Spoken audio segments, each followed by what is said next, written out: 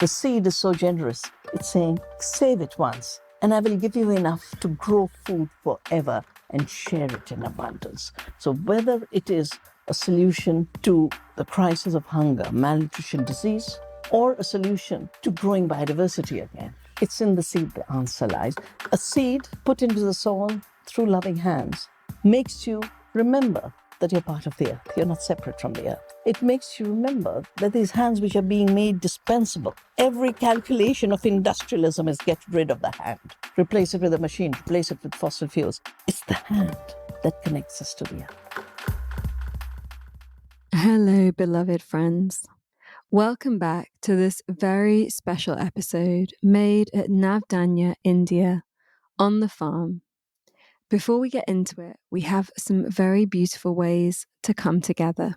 Starting just after the solstice, we will begin a live edition of Reclaim Your Intuition, which will include live calls every Wednesday for 6 weeks, as well as games, rituals, and more to support a powerful relationship with you and your inner wisdom. Every person who joins this will also get a free intuitive therapy session with me, where we plant seeds of qualities within from your own inner seed bank. And then we have our Devon gathering on the 5th and 6th of July, which will be a live podcast with special guests Helena Norberg-Hodge, Anthea Lawson, and Jay Spencer Keys on the Friday evening. Saturday will be a day retreat with me, followed by a sunset picnic on Dartmoor with a very special poem and us sharing some songs. You can find details at allthatweare.org. Click on events. This week, we have a living legend on the podcast. Vandana Shiva is a world-renowned environmental thinker, activist, feminist, philosopher of science, writer, and science policy advocate. She is the founder of Navdanya Research Foundation for Science, Technology and Ecology in India and President of Navdanya International. Trained as a physicist at the University of Punjab, she completed her PhD on the hidden variables and non-locality in quantum theory from the University of Western Ontario, Canada. She later shifted to interdisciplinary research in science, technology, and environmental policy, which she carried out at the Indian Institute of Science and the Indian Institute of Management in Bangalore, India. In 1982, she founded the Research Foundation for Science, Technology and Ecology, an independent research institute that addresses the most significant problems of ecology of our times. And 2 years later, Navdanya, the Nine Seeds movement, in defense of biodiversity and small farmers.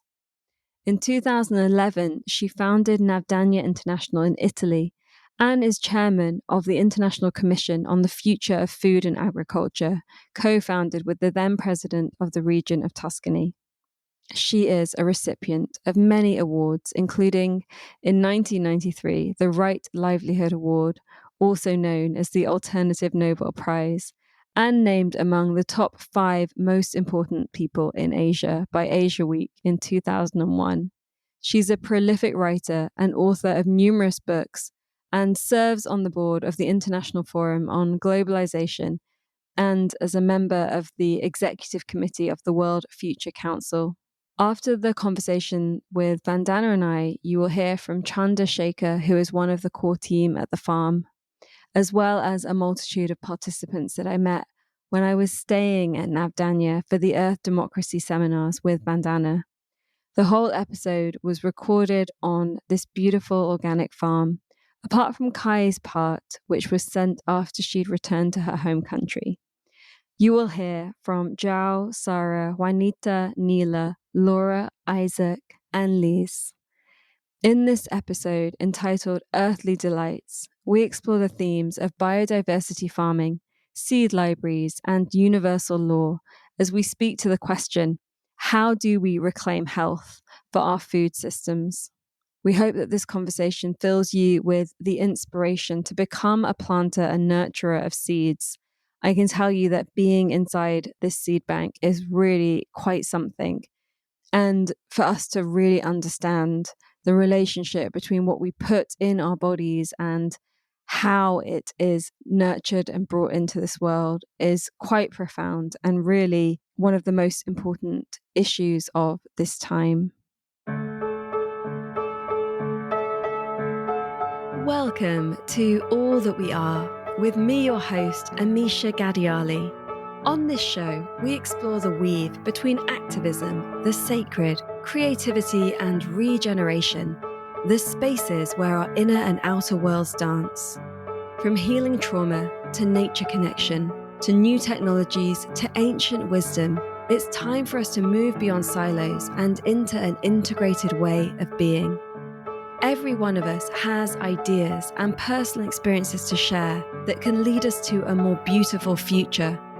Despite the challenges we face as a global community or the pressures we meet in our daily lives, when we stop and dare to listen, to ask ourselves the big questions, and to share what we are already doing and envisioning, we create the futures of our wildest dreams. And we begin to embody all that we are becoming, and all that is possible. Vandana, it is such a delight to be here with you on the farm and to be sitting here in this magnificent seed bank and to have shared these days exploring Earth democracy. Thank you for hosting us. What is it that is most there for you in terms of vision when I ask you what are the futures of your wildest dreams? Well, the futures of my wildest dreams are the same dreams that people have had over millennia. To be at peace with the earth, to live with beauty, to live with diversity, to live in harmony. And for these days of strife and war against the earth, war between people, rule of hate, rule of scarcity, that we are able to evolve, generate, mobilize the powers with the earth to put them behind us.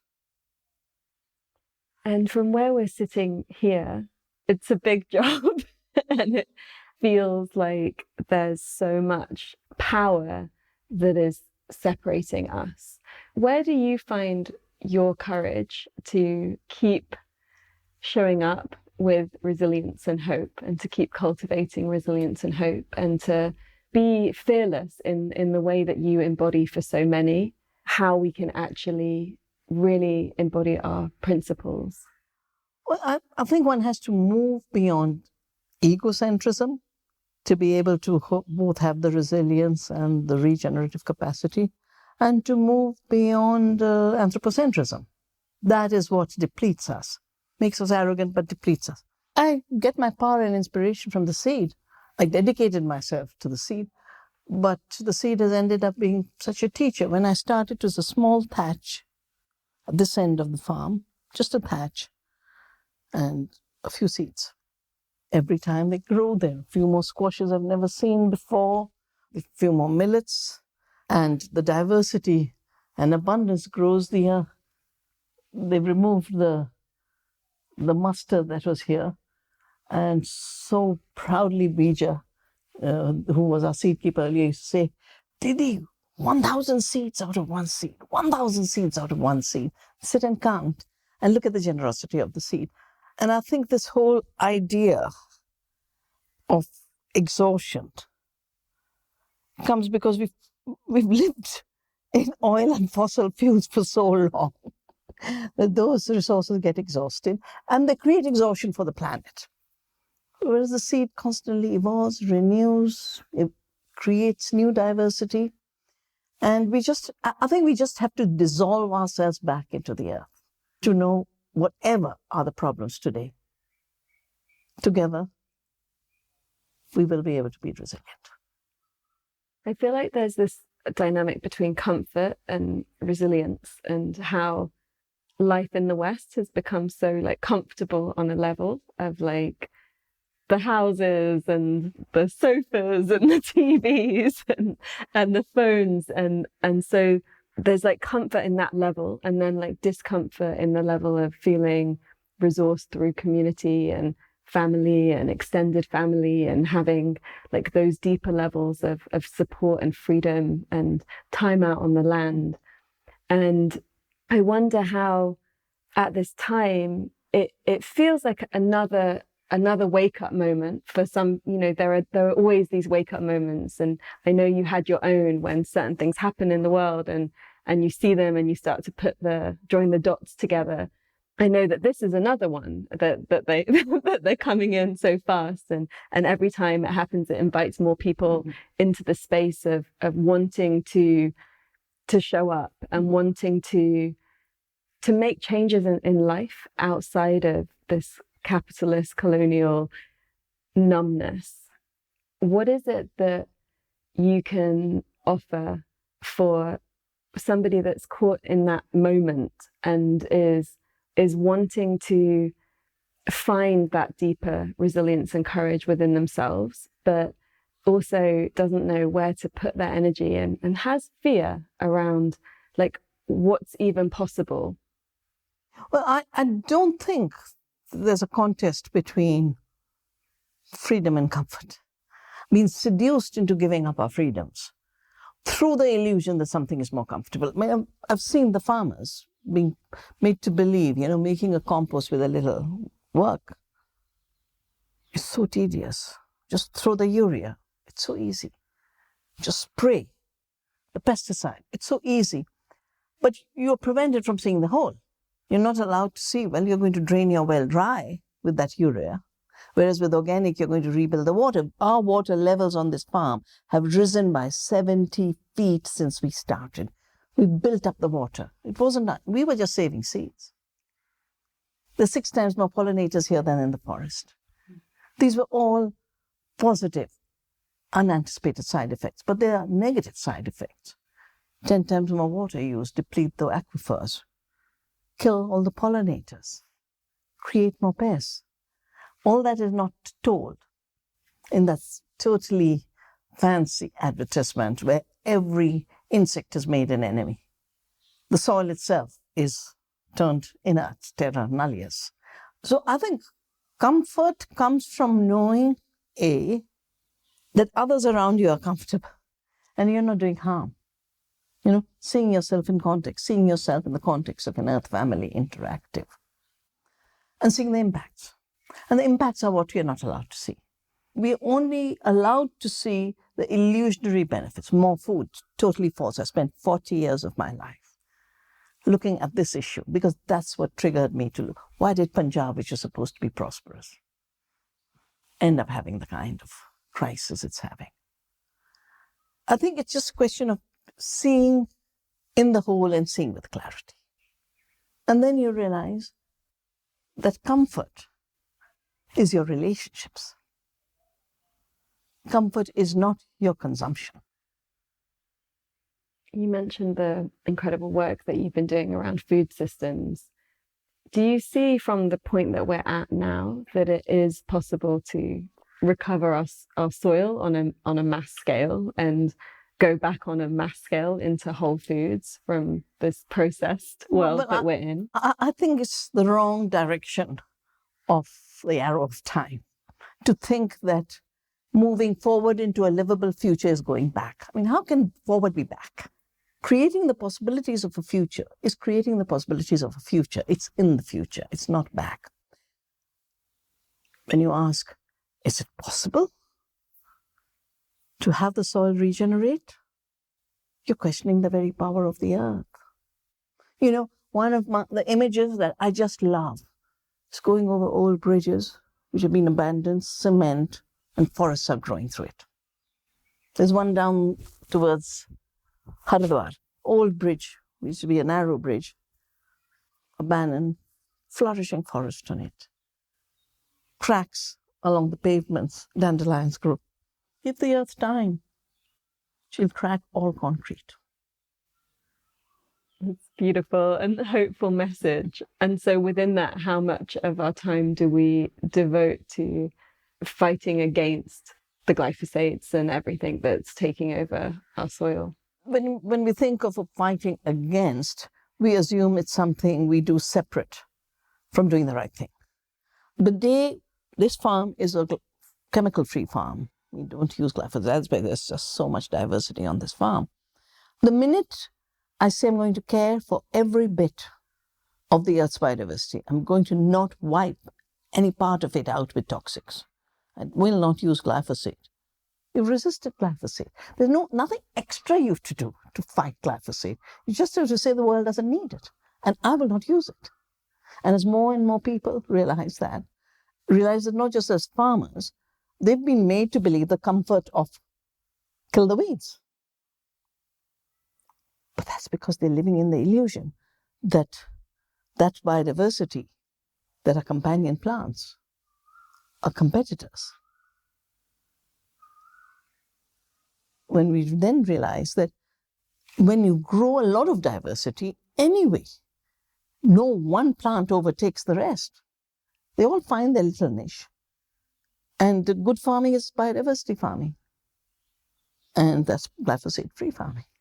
There is no, every chemical we use in farming was introduced after the war. Every chemical we use in farming has harmed human beings and harmed the earth.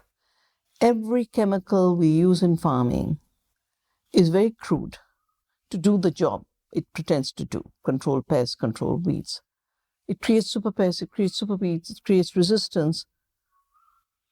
Ecology does a much better job. I think the highest form of resistance is the creative resistance. Just do the right thing. Of course, share with the world the harms of glyphosate. Don't trivialize that. Share it. But don't spend all your energy on it. And learning is not energy depleting. Learning helps you grow. And I'm hearing in this the beautiful invitation to trust the earth and to trust nature and to trust how we are nature. And if we live in that creativity, then we're creating a more beautiful future. In fact, the tragedy and the collapse begins by the distrust that was created. First, the assumption that the earth is dead matter. Second, if she becomes active, she is very dangerous and untrustworthy. Control her with more vicious lethal toxics. And this urge to domesticate and subjugate the earth, the Baconian urge, that's where the whole problem begins. We have to start be children of the earth. But you trust your mother. Trust Mother Earth. And in that process, trust ourselves and trust the creativity and the wisdom and the intuition and the joy absolutely. that is there in us. Yeah. You said this weekend, to keep the light in our eyes, to cultivate that light and our presence in the world, because that's part of what is, there's so much energy coming at us to numb away from being fully lit up. Yeah. We have to be the filters, keep the noise out. There's something that you shared that was really powerful around this question of so much that's sort of becoming illegal, whether it's going on a protest or posting on social media about something in particular, or certain plants that are misunderstood. And you shared about us connecting in a Gandhian way to that divine law and to natural law and a higher law. Can you share more about that?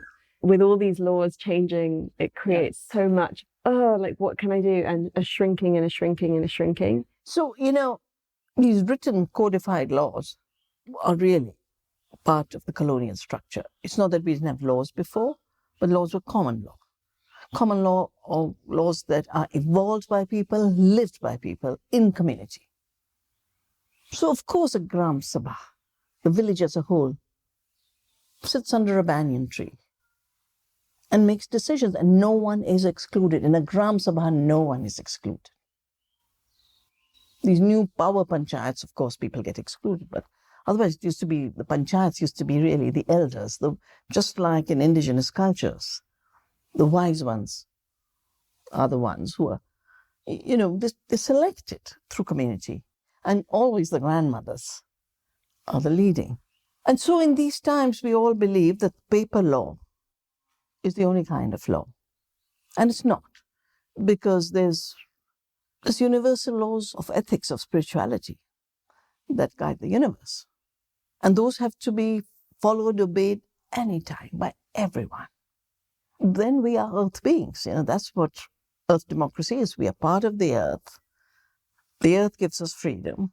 The earth gives us laws. How do you live with other life? Those are laws that are related to being born on this earth as living beings. And because they are part of relationships connecting us to all of creation, they are higher laws than short-term structures of power that decide what's right and wrong. So, for example, I have personally, in my lifetime, had to resist the colonial laws on forestry, which they'd appropriate the forest commons. And with the Chipko movement, we said, no, the forests belong to the people. It's not that all of it was undone, but that appropriation, extractive model.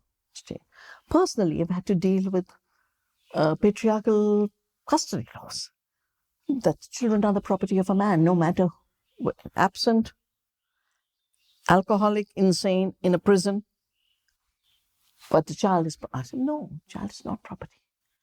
And we knocked that down.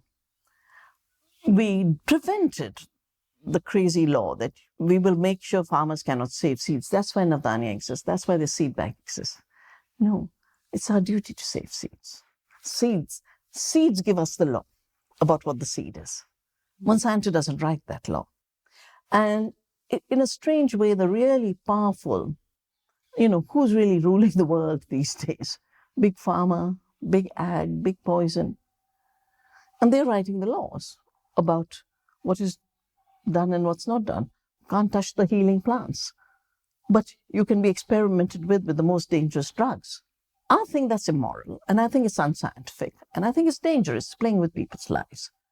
And these are the places, these are times where Gandhi, as he participated in the Satyagraha in South Africa, or the Satyagraha against the forced cultivation of indigo, or the Satyagraha against the ban on making salt, he said, the higher laws we must obey. And the lower laws which you are implementing, your work is to implement this. I will suffer the consequences. But my conscience makes me work on the higher laws. And the higher laws are, as people born on this earth, I have a right to salt. Nature gives it to me, I will make it. As farmers and human beings born as this earth, the seed has its own freedom. I have a freedom to save, exchange, protect the seed.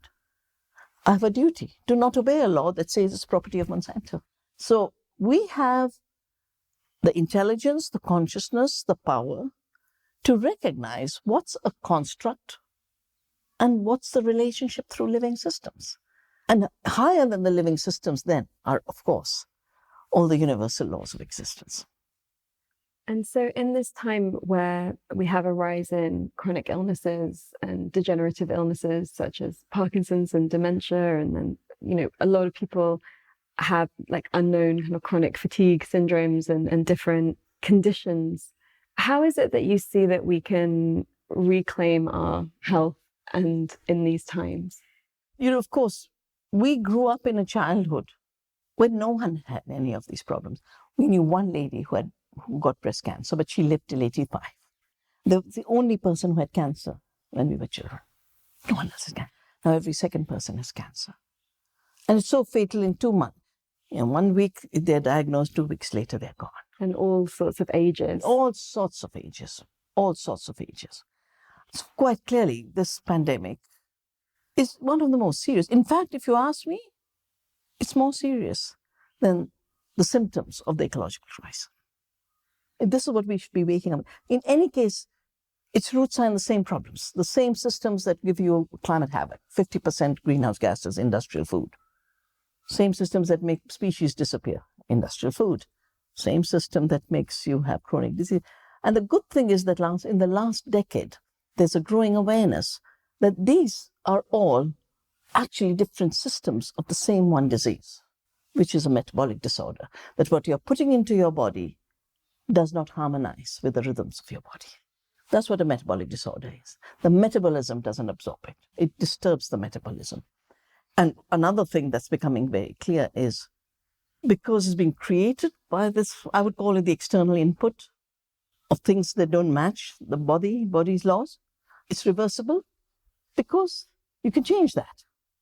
And the connection between the health of the soil, the biodiversity of the plants, the biodiversity in our gut is ending up being this amazing continuum of health. And that's where we have to start addressing it. And I know the top doctor specialists who are dealing with cancer, they've left their clinics, they've started organic farms. And this is happening on a very, very big scale. Yeah, so that we can create the medicines that we truly need. Healthy soil and healthy food and healthy plants are the medicine, you know. Food is your medicine. Annam sarva aushadhi. And all food begins with seed. That's why good seed is your... And our new recent research is showing us that in these native plants that were called primitive, unproductive, 200% more essential minerals, 150% more essential minerals. You need to grow so much less to have much more nourishment for the body. Right now, we're just sucking out all the fertility of the soil. We're just sucking out the fertility from food and nutrition from food. It's basically a system of putting toxics, emptying nutrition, when we can live in a system of toxic-free, poison-free systems full of nourishment. And the nourishment is created all the way from the soil organisms to the plant itself, to our gut microbiome. Every step of it is a creative food system that's creating health and creating nutrition. Can you share the importance of the seed for those that may not understand? I had absolutely no idea about how important the seed was till I sat and heard the corporations talk about how they were going to genetically engineer the seed in order to take patents on it. And once you've taken a patent, it is an exclusive right granted to you because you've invented something new, and you can prevent anyone else from making, using, selling that patented product. But in the case of seed, it leads to this crazy situation where farmers are the ones who have evolved the seed in diversity. Their seed is taken by a handful of corporations who then add a few toxic genes through genetic engineering, Roundup Ready genes, Bt toxic genes, patent it, sell it back to the farmer. In the meantime, write laws, the trade-related intellectual property rights law, to make it illegal for farmers to save seeds so that every farmer will be forced to use GMO seeds. Because I heard this in 1987, I said, this is not right. I'm enough of a scientist to know seed is not a machine. Seed is not an invention. It's a living system. It's a self-organizing autopoietic system that renews, reproduces, is inexhaustible. The same seeds have been around, our basmati seeds of Dehradun, I don't know how many centuries. And it breeds true with that perfect aroma, with that perfect quality of elongation. And so in defending the seed, I started to learn about it. So today I would say, why is it important to save seeds and have seeds in your hands? Because all the seeds of the world that come from the corporations are toxic seeds. They're all non-renewable seeds. You have to buy them every year. They've become a commodity. And that means they're a recipe for you to get sick because of the toxics and get poorer as a farmer because you're buying something every year. When the seed is so generous, it's saying, just save it once, and I will give you enough to grow food forever and share it in abundance. So whether it is a solution to the crisis of hunger, malnutrition, disease, or a solution to growing biodiversity again, it's in the seed the answer lies. And no matter where you are, you could be in a city, even one plant in your windowsill. Adopt a seed and say, I commit myself this life, I will not let it disappear. And there's something that you shared around the process of planting a seed and how that changes you. It turns you into a different kind of human. It connects you to your hands and to the soil and to the earth. Yeah, a seed put into the soil through loving hands makes you remember that you're part of the earth. You're not separate from the earth. It makes you remember that these hands which are being made dispensable, every calculation of industrialism is get rid of the hand. replace it with a machine, replace it with fossil fuels. It's the hand that connects us to the earth. And through the hand, we can say thank you to Mother Earth. We can say thank you, Mother Earth, not just for giving so much, but we can say thank you for Mother Earth for giving us our identity, our basic identity of being of the earth. Because every other identity is a bit of a construct. We put layers, we put paint, we put colors on ourselves, and we think that's the real thing. But that color is not the real thing. The real thing is what makes our blood flow, what makes our breath work. It's what makes us who we are as living beings. And life connects us to the earth. Our hands, the seed and the soil, that is the connection. And it's also in our suffering and in the challenges that we face, both in our personal lives and collectively as a species now, that truly connect us to our hearts and to what's possible, and to allow us to live in a deeper expression of life. Absolutely. You know, I've met the young people who created the Fridays of the Future. I've met Greta many times. And I've always told her, Greta, well done for the strikes on the Fridays. But the rest of the week, Mother Earth is waiting for you. Your strikes are against deceptive power. Your work on the other days is with the earth to say, together, we will change the system. Beautiful. To close, can you leave us with the 3 lessons that you feel at this point are there from your journey? I think the first lesson I would say is, do not live through learned learning from books, from fashions, from academic things, whatever is fashionable and the politically correct thing for today. Because in my lifetime, I've seen so many fashions change. It's very exhausting for people. And there's always an opposition, no and matter there's what always you a choose. there's always a cancel culture, you know, of what you can't be and what you are forced to be. So just be. Just be. And to be, you have to be what is real. The second thing is, of course, there'll be ups and downs, there'll be upheavals. Not every point of your life or society's evolution is in the same flow. But never forget the potential that all things change and cycles change. That's why I love Kali, because she reminds us that time is circular. It's not linear. It's not dead end. And the third thing that comes from the seed for me is, yeah, there are times it's easy, available to be visible. You know, there are times I used to be all over the TV shows because the censorship of the industry on GMOs hadn't been set in place. And then they put it in place. But did that change my mind? No. I still think carefully about the seed, about the food, about the plants. I still try and learn where the harm is coming from. I still work with those with whom I can communicate to talk about what real food is, what real health is. So be like the seeds. There are times you go into the soil, you become invisible. There are other times you burst forth and become seed again and become very visible. Live and enjoy all that variation, because just different phases of the same flow. But the seed can't be cancelled or censored. Seed can't be cancelled. And as they say in Mexico, they thought they'd buried us. They forgot we are seeds. That you have to bury the seed for it to grow. Yeah. Thank you so much. You're welcome. Thank you for tuning in.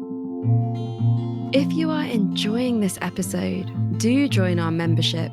For a small contribution, you can be part of our community, where we deepen the conversation and offer spaces of learning and embodiment. As a member, you are a patron supporting the making of this show, keeping the episodes full length, free and accessible for all. And you receive a number of benefits, such as monthly soul space, going deeper sessions, access to our library of workshops, and discounts on all our online and in-person experiences. Our membership is what makes us able to make this show and stay advertising free in a world that is always trying to sell us stuff we don't need. Head to allthatweare.org/membership to find out more and join today. My name is Chandrasekhar and working with Navdanya family since more than 25 years. And Dr. Vandana Shiva, she gave me one task to spread the organic movement in hill area. And we also give her idea, if you will start your movement from the mountain, then the clean water will come from upward. And we also give example to the farmer. When we clean the steers, if the last steer is clean, then all the steers, they will clean. But if we are cleaning the last step and not the first, then all the dirt that will come down. And that's why we start from the mountain. And if you say some boys from the mountain that go little bit far, and that also happened when we start, all the people, they were saying to me, people are going forward and you are going backward.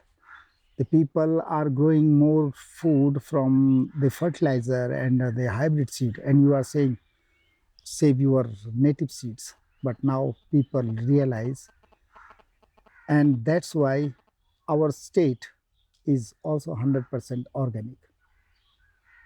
And my area was the first district who was first organic in Uttarakhand.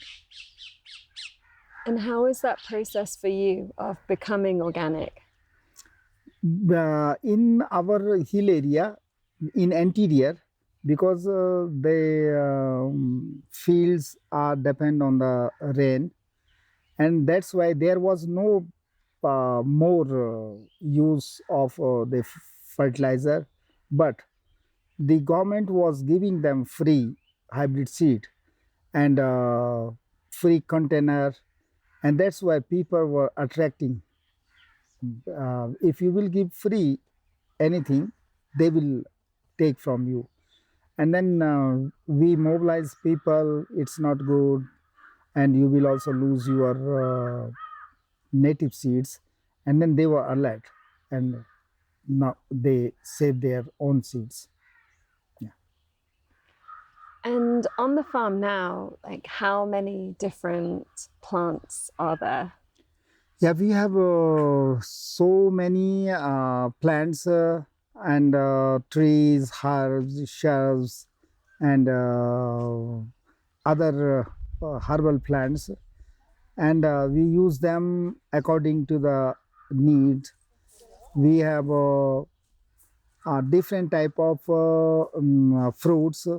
You can also use them as for the disease. For example, the papaya leaves, they are very, very useful. The papaya also, the wood apple leaves, you can use for sugar. And the wood apple fruit, you can use for constipation. And the Arjuna bark, you can use for high blood pressure and low blood pressure. And we use them. And I tell to all people, if we have any type of problem, the nature have solution, but we don't know. That's why we think everything is weed. But if you have knowledge, you can use everything for as a medicine.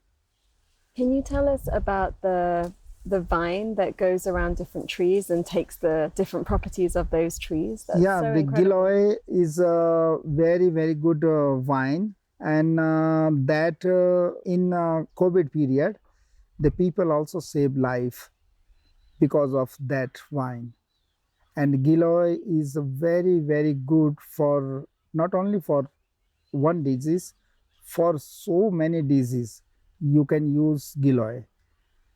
And giloy have also one a different thing. If it will go on neem tree, then it will also take character of the neem.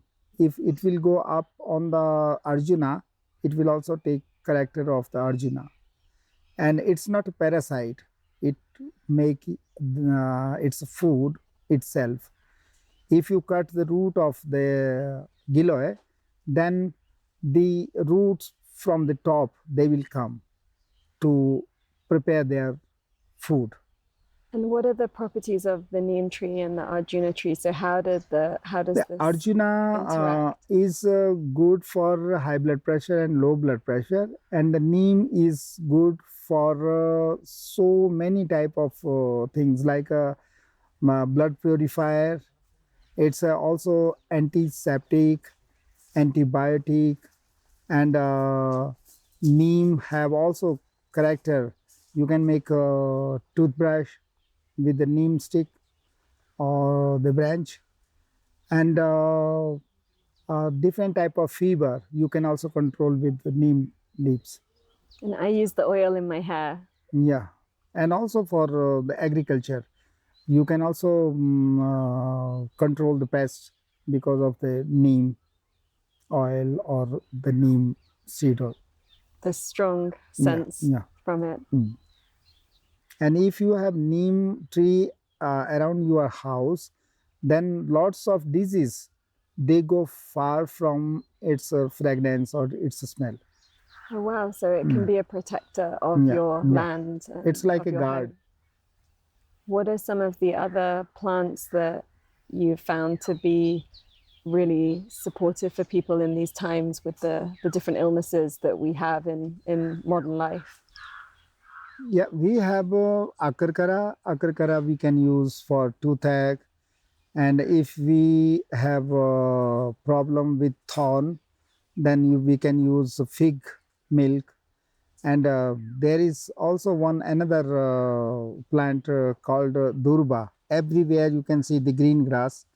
If you go on this green grass early in the morning without slippers, it also clear our eyes, and it's also good for our eyes.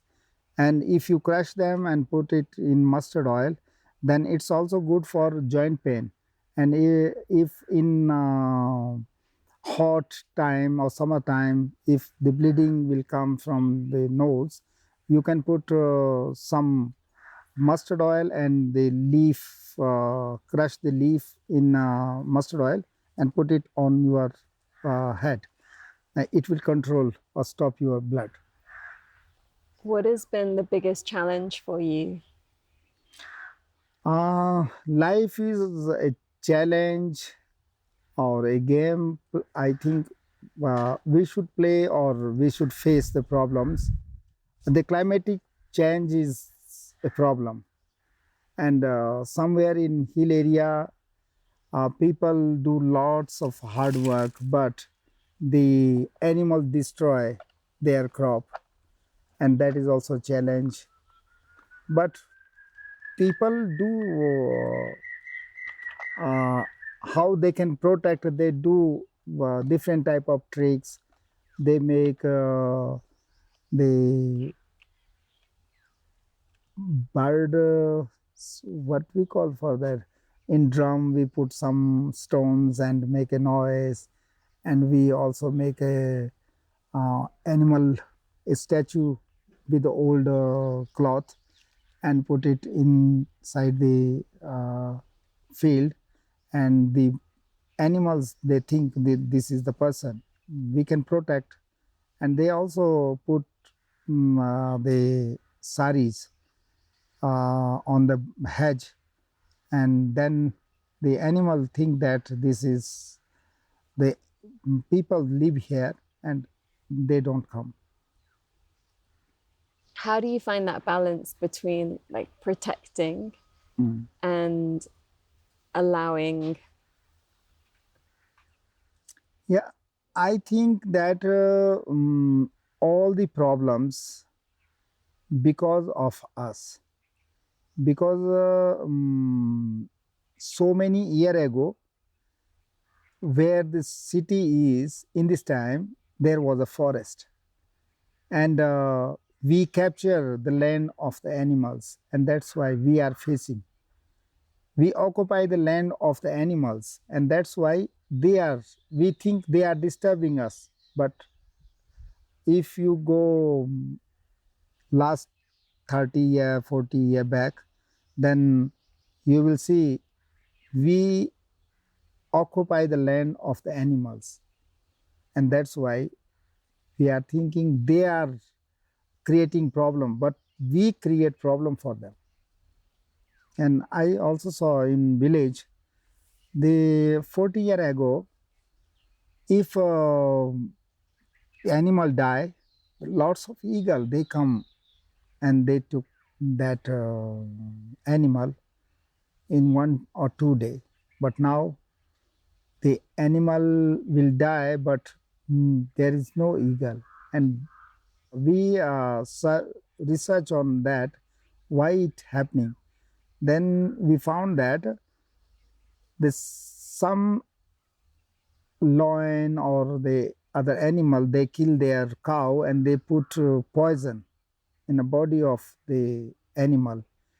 But the lion doesn't come, but the other animals like an eagle or any other, they came. And we also disturb the food web. And that's why we are also creating the problems. Can you share the story of the soil and the leaves? I love your stories. Yeah, once upon a time, there was a fight between soil and leaf. And the leaf was telling his importance, and the soil was also telling importance of her. And soil was telling to the leaf, without me, you can't grow. But the leaf was telling, I give fruit, vegetables, and shadow, wood. And all the people, they like the mountain with greenery, the field with the greenery. But nobody like desert. And in between fight, the leaf fell down because of the wind. Then the soil tell to the leaf, I can't believe you are strong, because if you can't face or you can't fight with a small wind, then how I can believe you are strong. But at the same time, the snowballs hit the soil and the soil become pieces. And after that, there was a heavy rain. And because of heavy rain, all the soil washed away. Then the leaf tell to the soil, you are also not important, because you can't save yourself with snowballs and also with the heavy rain. That year they laugh on each other, but the next year the leaf came to the soil and leaf tell to the soil, last year we fight with each other and that's why we both face problem. But I learned a lesson after wind and after rain. If we make friendship with each other, then we can save ourselves. Then the soil tell to the leaf, what is that idea? How both of us, we can save ourselves. Then the leaf tell to the soil, it's very simple. If the rain will come, I will become your umbrella. And if the wind will come, you can hold me. If you have biomass in your soil, then the soil becomes spongy and the ants, earthworms, they can also make so many holes and they will give you new soil from very deep with lots of elements. And your soil will also become fertile and you can grow good food. And because of these holes, or because of this biomass, if your soil is spongy, then in rainy season it will suck more water, and it will also recharge your groundwater. And if you have sufficient groundwater, if you have a fertile land, a fertile soil, you will grow good food, and because of good food you can also become healthy. Thank you. What is a final action that you want to leave our friends listening with? What can they do to take this into their own lives? Every one person can protect themselves with the diversity of food. If in your plate there is a diversity of the food, then the diversity of the disease will go far. And if you will eat monoculture, then the diversity of the disease will attack on you. This is the simple. Live with diversity, eat with diversity. Yeah. Thank you. Yeah. So I am Juanita Calderon. I come from Colombia. And the reason why me and my colleague Alexa came here is to record videos on peace education. The project is called Peace Calling, Peace Colombia, India, because we see that peace is a concept that people usually associate with social work, NGOs, but not something that happens in real life.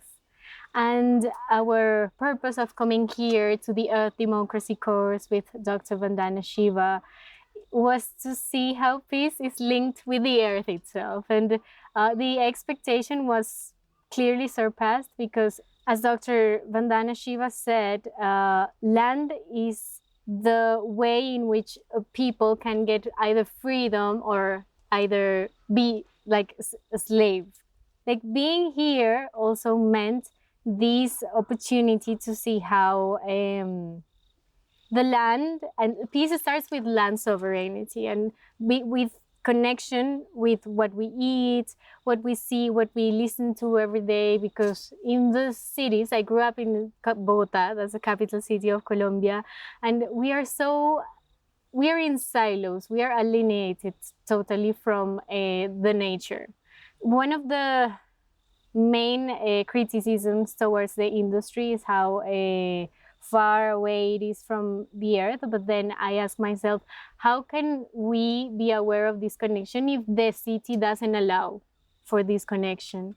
To sum it up, this experience, I think everyone should live it, and not come to India to live it, but like look for it in the communities closer to their places where they are based in, because it's a way in which we can be aware of the importance of working the land, and also the importance of farming and farmers. That's also being like pushed to the side and not giving the importance that it has, and how essential it is to also give proper life quality to people who choose farming life, because that's just how life begins.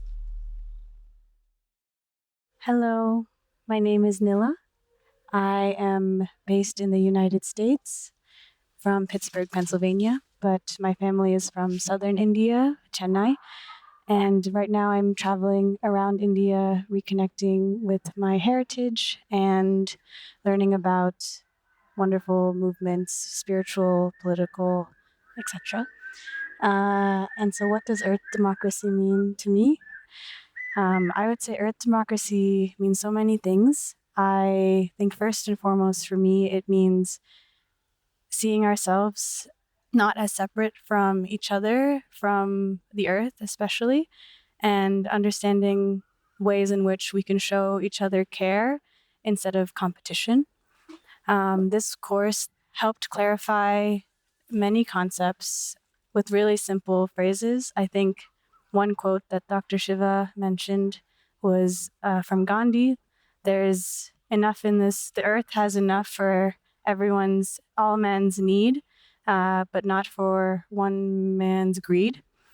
If I'm just learning about ways to, or thinking about ways that I can sort of embody that message in seeing us all in unity with one another. been thinking a lot about the ways in which the world and those in power, the mechanisms that are used to divide us, and seeing us as separate, I think allows each of us to enact violence onto each other. And I think this is happening at large scales of oppression and genocide. I know this is happening around the world. What this course has helped me to focus on is understanding those mechanisms of those in power and actively challenge them in my mind so that I can feel a sense of hope for a better world that is based on the unity that we've emphasized in this course. I think another thing that this course, Dr. Shiva really focused on was, if you want to talk to people with actual knowledge, talk to the people who are using their hands and working with their hands and are out in the farms farming, are out taking care of the land, weaving their baskets, the clothes, everything, not the people, theorizing about how to do it best. Specifically for me, this applies to, if you want to look at a conflict, look at the people who are taking care of the land and look at the people who are destroying it, because ultimately the land, the earth, and we are all connected, and it is the most precious thing to care for it all together. So I'm Isaac. I've been on farms and lived around farms since I was born. I've spent a lot of time outside, but also I've been stuck inside, and that has hurt me. I've felt the pain of being stuck inside and going outside and feeling the guilt when you go back outside, knowing that you're supposed to be out more. So as I've grown up and grown older, I have sought these spots that are places that communities will be outside, like here. And yeah, everyone socializes outside. It's really nice. The global democracy stuff I was really interested in. I want to help see a world that is where we all decide to be part of the earth. And I think some of the ideas that I've heard repeated here, I've heard that you hear them all over the place in different ways, of not stopping life at humans. That we have to acknowledge that everything is part of this system. Everything makes us. We aren't individuals in this game of balance. We don't actually know everything. We can just work with other things that know how to do everything. Like the grass knows how to grow, but we can throw the seed on the ground. That doesn't mean we know how to grow grass. It's been interesting being able to talk with all the people here and kind of explore that idea of the life goes down without end. There's no cutoff to where the soul or where life is. It's in everything, all the way down to the stuff we think of as inanimate. And the stuff that Vandana Shiva studied in quantum mechanics is, all of that is life. All of that is a soul. All of those things are like us and just making decisions, and their decisions make the world. So let's keep making them, make good ones together. Yeah, smaller things are good. So a large dam requires big machines and stops water and destroys things, but small dams let you irrigate fields without pipes. Here on Navdanya farm, there are just ditches that are about half a foot deep and fields that are just ever so slanted in one direction, and you can just let water flow, just like dribble. It's like watching it's like a slow crawl of water. And it's all just done with like dams made out of like 3 shovels full of dirt, just to kind of convince water to go a different way. So the smaller the dam, the better its effects. The smaller the tool you use to dig into the ground, the less damage you'll do, the more you'll get out of the places. the smaller amount you take from a place, the more it will have later. It's all, smaller stuff is good. Smaller the car, the faster it goes. The best solar panels we have are trees. Leaves contain oils. That should be a big thing. But don't strip the trees of their leaves before they fall. Just wait until they give them, and don't take them all because the ground needs the leaves. They'll probably mess the trees up for oil if we start doing that. We always seem to. Choose a place that you want to walk and just step in one spot over and over again. Like if you have a small garden or a small lawn, just walk in that area of the lawn like once a day. And in the middle or just somewhere near where you want to do that walk that you repeat, put some sort of plant that you want to grow and watch how your steps are going to make the path. Just by walking, there will be a path in the grass. The grass will remember that you have walked there. And that plant will, every day will change. They're doing it on their own. They adapt to what we do the same way we adapt to what they do. So just intentionally interact with the plants around you. Hello, my name is Laura and I come from Bogota, Colombia. I have been here in Navdanya as a BJAC for more than a month. So for me, Earth democracy is this encompassing, analytic, integral way of proposing how to integrate a lot of aspects of environmentalism and political activism and the seek of justice, and the justice both for human and more than human beings that are part of the web of life. And I found it quite inspiring, but also very sharp, the way that Vandana Shiva has articulated this concept and has put it in practice, like executed it in Navdanya for some decades now. I think that it reminds us of our role in the web of life as humans and the responsibilities that we have towards our fellow friends and animals and plants, and how can we also become stewards of life. It also reminds us of the multiple struggles that are happening in different contexts around the world, and how everything is related, and how wherever we are, we can always stand up and disseminate injustices that are happening everywhere or in other settings, but that we feel very much connected because we care about life and we care about justice. And it also feels something that resonated a lot with me was to do all this work with humility, without arrogance, and trying to make the best that you can with the resources that you can without over limiting yourself, but also being really clear about this horizon that bring us all together in caring for the earth and caring for, again, the web of life that we belong to. It also reminds us how we can stand up and be in solidarity with all the places where there's suffering and genocides, and the imperialism forces are literally annihilating people and our fellow. It's important to reclaim our power in standing up against injustices and against denouncing and doing something to dismantle all the forces that are annihilating full cultures and civilizations. I don't know, I'm really, now I have a lot of emotions in my body. I cannot articulate something very assertive and sharp. It's,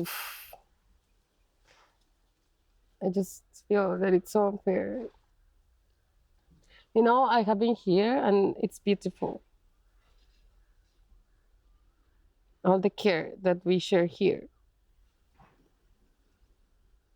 And also thinking that there's also a lot of hate happening around the corner. You know, there's a lot of polarization right now in the world, and sometimes it's very frustrating. But also something that we got from the course is that the last thing that we lose is hope.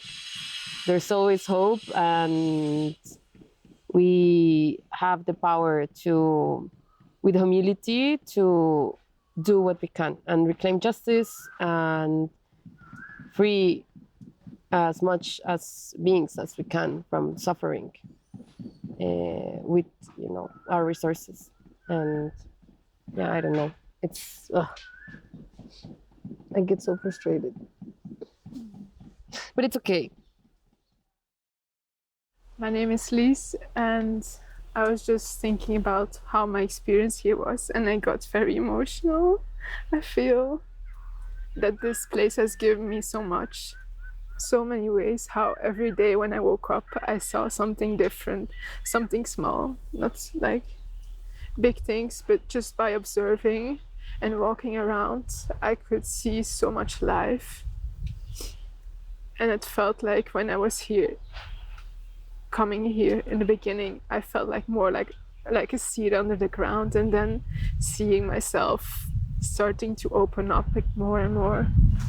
It was just a very interesting observation and process. I feel like I was supposed to stay here only 1 month, but I could feel that I really needed to stay longer.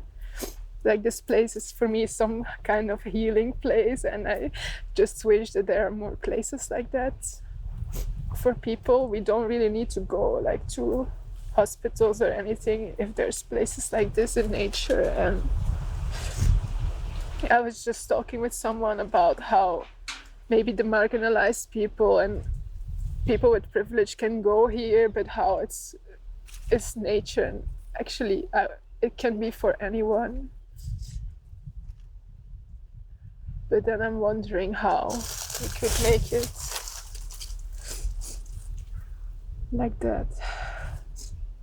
It seems simple for me, but then in this world, it's also very complex. And yeah, this place has given me a lot of hope that I want to continue this work where I live, in my country, Belgium, because we have a piece of land from my ancestors, and my we're like all helping. My father's mostly renovating the house, and I feel very passionate to also make it work for others, so there can be some kind of place for gathering. And I'm very good at dreaming, but I feel the next step is for me to put it into practice, not alone, because like you also said, it's something you do together with others. So I'm really curious how it will turn out, who is interested and who wants to help. But yeah, I have nothing, like no more information, or it's very like this project that is like a seed within me, and I'm starting to find out what it is exactly, because I tend to second guess, is this what I want to do? But yesterday I was like, why do you always think this is maybe not what you want to do in your life, but it feels like the essence in a way? And I wonder why I'm always like telling myself, no, you're not ready, and I think it's maybe something like imprinted in me from this society, that you do something else or something that gives you fast rewards, and yeah, this slowness in my life, I feel has given, like this place has given me this like slowing down again, and I'm really grateful for that.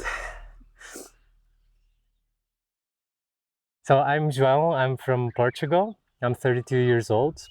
I am not connected to agroecology. I'm a designer as a profession, but I've always taken interest in ecology, and through the work of Dr. Vandana Shiva, I was introduced to food sovereignty. Earth democracy to me really means reclaiming the commons.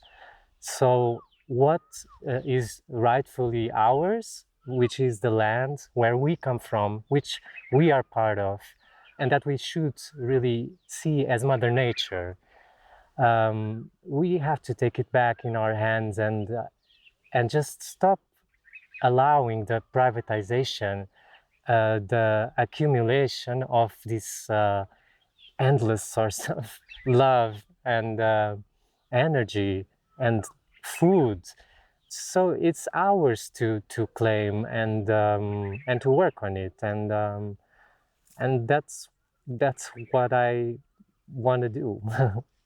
I would encourage people to jump on platforms like Workaway, Woofing. There's so many things out there, and connect with the local networks of organic farmers, which is provided by these two platforms. There are many of them. Yeah, get your hands dirty on the land, work on the land, because it's not only just good for the earth, it's good for our own mental well-being, physical well-being, and we need this connection again. We have to stop the alienation from capital and the city life, which is hurting everyone. So yeah, just do it. Hello, I'm Sara. I'm from Colombia. I'm a lawyer and I'm working here in India since like 10 months ago as professor of environmental law in a university. I'm very happy to be here because as lawyer, it was very important for me to find this place and also like these ideas of earth democracy, because in class I talk all the time about protect the environment, the air, the rivers, many things, but it's too difficult to apply all these things and to make the people being interested in these issues, especially my students really don't look interested in this thing. So I was very curious about how Vandana Shiva achieved all this movement, how all these people follow her, believe in her words and her ideals. So it was super interesting for me, like since this professional perspective, because I'm also researching about ecofeminism, which is something in which Vandana Shiva it's like an important reference. So yes, that was like one of the main reasons for coming here and learn more about the movement, the ideals, whatever. But personally, it's also super important for me because I really want to live in the nature, for the nature. As lawyer, I lost the hope, maybe, because I'm very disappointed of how the things are going on. So like my wait for change something was more like in the spiritual fields. I think that there we can find something like in the soul of the people and make them cooperate for a healthy environment, for protecting the mother earth. So I have thought that is from the spirituality we can achieve something more ample, more wide. But it's also super difficult because like coming here, I learned that it's also important to take action in the society, maybe as a lawyer. So now after this experience, I feel that the spirituality it's very important and will be always like the most important thing in my life, this realization and know like myself, my body, my emotions, like my experience in earth. But if I want to do something, like I can work in several fields, not only in the soul of the people, but also like in helping the others in something that I can be useful, for example, the law. So after this experience, I believe in the art democracy, and I'm happy to find these two words together like earth and democracy because it seems separate things, notions. But yes, I think that it's a good way to name, to call this movement, like giving the earth and the natural resources for everyone as a democracy, a collective movement. I don't know. So like this is the teaching here. It's like the earth is for everyone, of course, but for make it real, we need to take the democracy and also take it like for the earth, not only for like other kind of rights, but also for the earth. I am here as Kaivalya Headley. Vandana Shiva has been one of my greatest inspirations, biggest role models since I was a sophomore in high school. And now, about 15 years later, I'm really integrating a lot of what she's taught me over these years and continually integrating that after learning so much from her. I have a little background to share with you all, just to more understand where I'm coming from in the context of what I'm sharing. I practice acupuncture as a doctor of Oriental medicine in New Mexico, the land of enchantment, in the city that's currently called Santa Fe, but its pre-colonial name is Ogopoge. I also have a background in practicing and teaching yoga, 10 years of teaching and practicing for most of my life. And this deep love for the earth. As a kid, I just really loved the earth. I found a deer's den to hang out with, and I gardened carrots and just felt that connection to the roots and to the movement of grass underneath a warm-bodied animal, that it just lays there after the animal gets up to move along. And that imprint that even just a small act has on the earth. I feel like what Vandana has done is really created a legacy of love. Her being a very educated woman, she has a PhD in quantum physics, and she's very intelligent. One of the things that she shared is to be humble and to listen, to learn.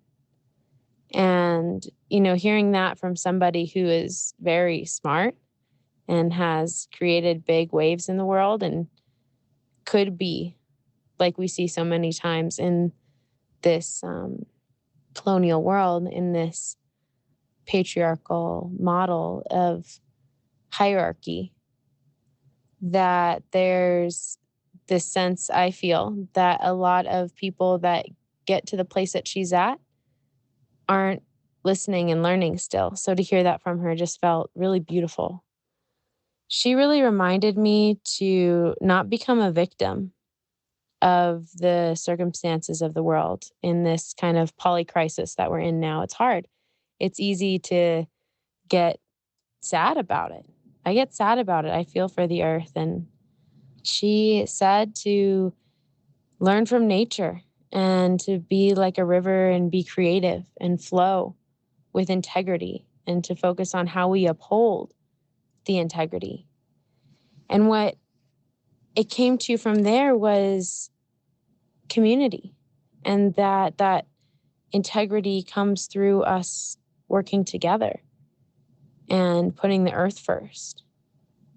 That diversity and connectedness as well. Just like biodiversity creates a stronger ecosystem, diversity in our communities creates a more resilient culture. And one of my other projects is Gaia's Gathering. It's a earth-based gathering. Obviously, Gaia is a Greek term for the consciousness of the earth. And she spoke of the movement from Madre Tierra, from this living Mother Earth that we honored before the mass colonization of this world. And I feel like she took it back to just these simple thoughts that were big changes from Tierra Madre to Tierra Nullis, to the empty earth, this rock that's void of consciousness, which, if you're listening and you understand the yogic philosophies, everything is permeated with consciousness. If you've tuned into tribal ways of thinking from any continent, these original peoples know that everything has consciousness. And I think we're really in this time of an ancient future. We have to integrate these deep knowings with where we're headed. We have to be creative like the river and flow and stay resilient.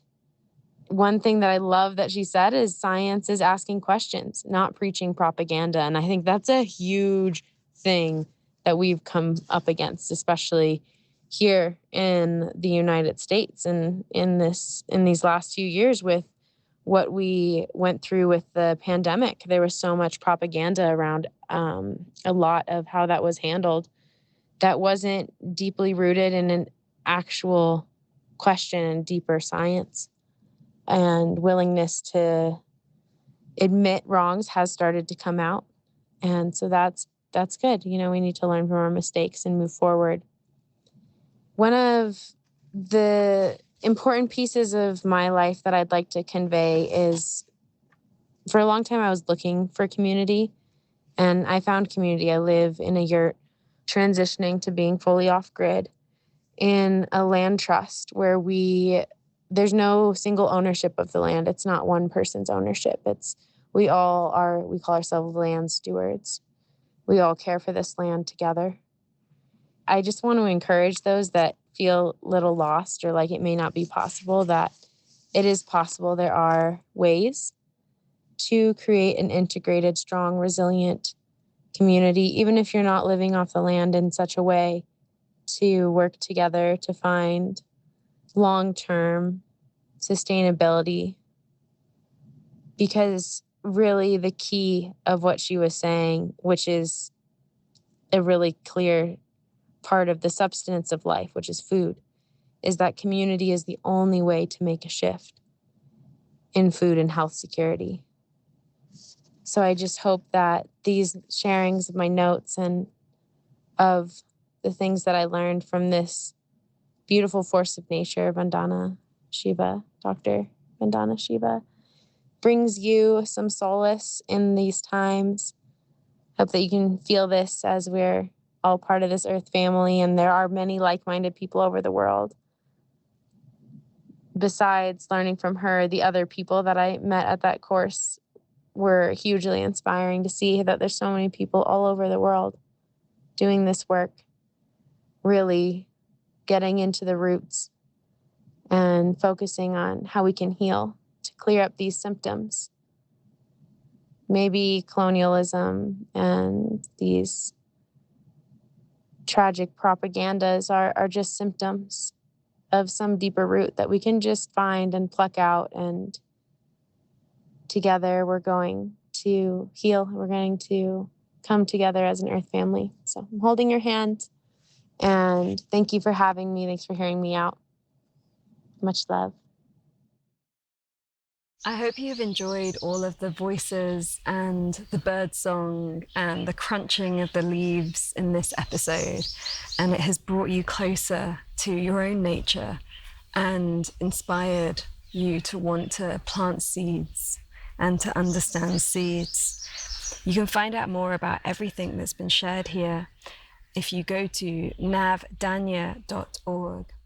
Navdanya means 9 seeds, and it represents the 9 planets and 9 crops that a farmer once told Vandana Shiva about, that by planting these 9 crops in harmony with the 9 planets, that you create a harmonized energy of both the cosmos and their family's health.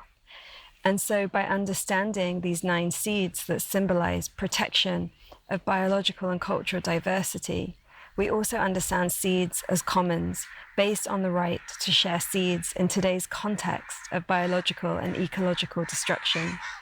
Seed savers are the true givers of seed. This gift, or Danya, of Navdanya is the ultimate gift. It's the gift of life, of heritage and community that you can experience here. For more information, you can go to navdanya.org and you can find out more of all of the links and everything that's been referenced here, of course, over on our site. Thank you. I hope that this episode has turned you into a seed saver, a seed planter, and a seed giver. As the Mexican proverb goes, they tried to bury us, but they did not know we were seeds.